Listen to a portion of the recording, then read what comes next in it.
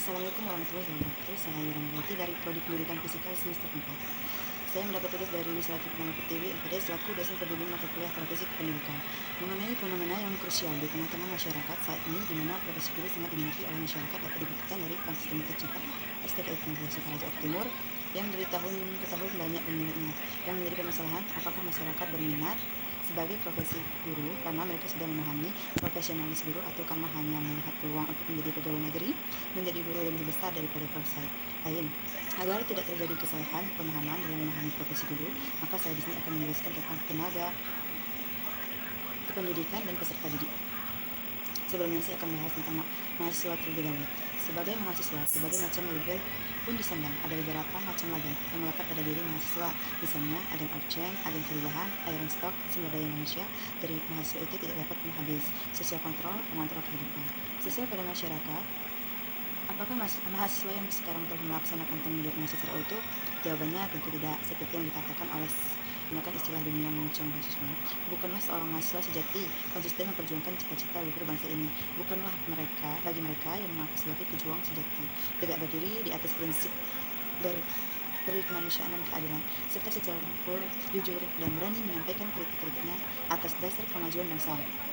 Hal ini diindikasikan karena sebelum mendaftarkan di kampus, tidak sedikit calon mahasiswa yang memiliki jurusan tidak sesuai dengan bakat dan minatnya, karena ikut-ikutan sangatnya memilih jurusan yang kenal, kuliah karena tidak diterima polisi, kedokteran dan sebagainya, sehingga selama perkuliahan sama sekali tidak bertanggung jawab sebagai mahasiswa yang seutuhnya. Seperti yang dikatakan oleh Suhokji bahwa stimulus dan selera menjadi faktor yang sangat dipengaruhi pada pemikiran seorang. Belajar tanpa selera tidak akan berhasil.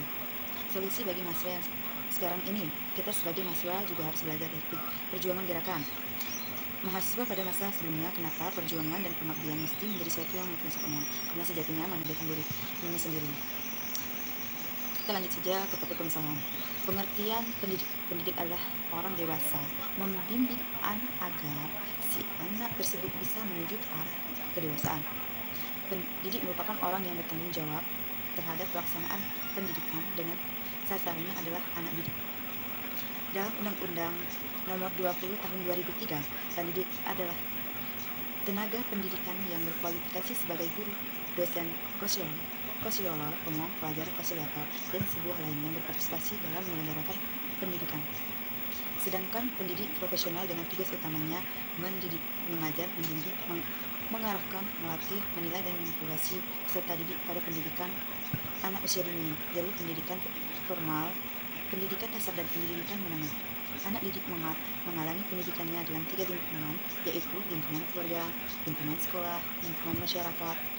Oleh karena itu, yang bertanggung jawab terhadap pendidik anak di lingkungan keluarga adalah orang tua, di lingkungan sekolah adalah guru, di lingkungannya masyarakat adalah orang-orang yang terlibat dalam kegiatan pendidikan, seperti pengasuh anak yatim, pembimbing, dan kelompok bermain.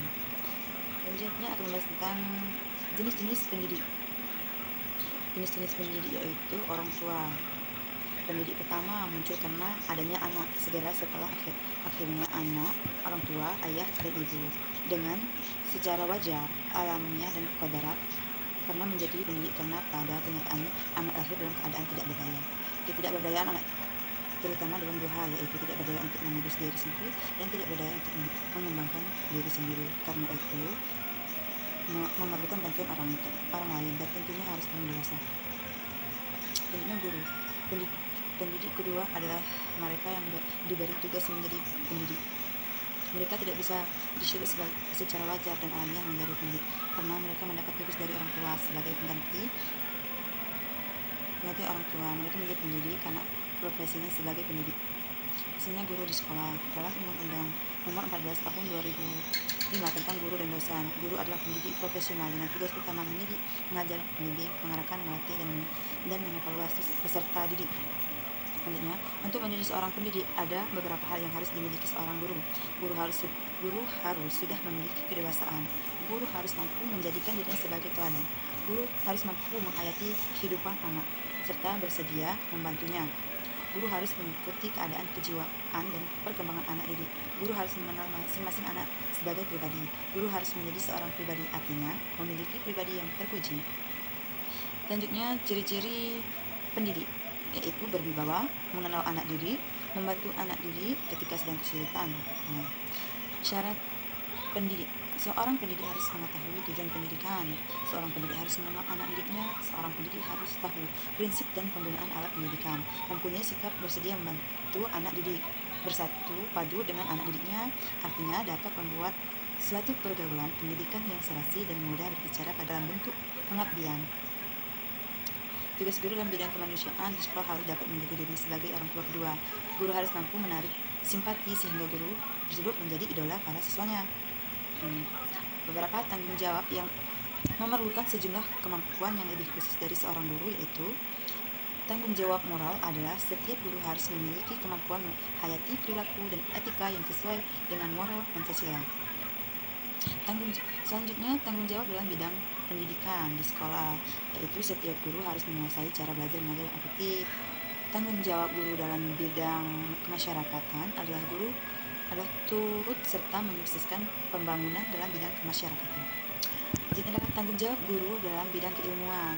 Guru selaku keilmuan bertanggung jawab dan turut serta kemajuan ilmu, terutama ilmu yang telah menjadi spesialisnya dengan melaksanakan penelitian dan pengembangan. Dan anak didik itu harus dididik berdasarkan umur. Individu memiliki potensi fisik dan psikis yang khas sehingga merupakan makhluk unik.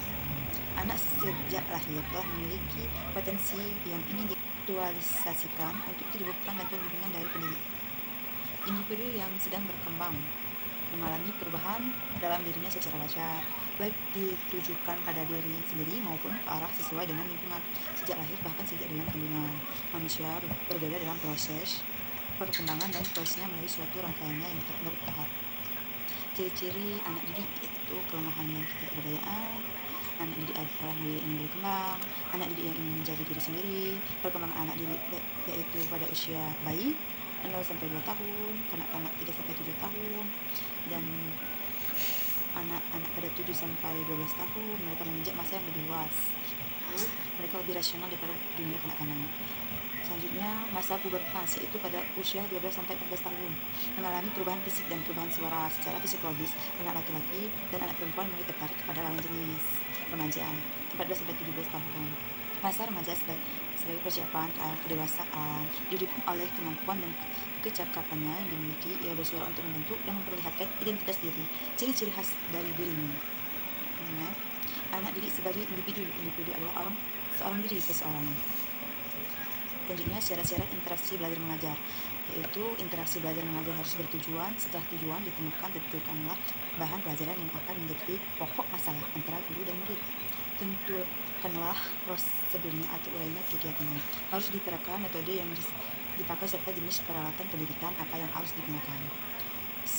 Suatu interaksi adalah perjalanan kegiatan. Sekian dari saya, semoga bermanfaat. Saya akhiri, wabillahi taufiq, ila aqwamit thoriq. Wassalamualaikum warahmatullahi wabarakatuh.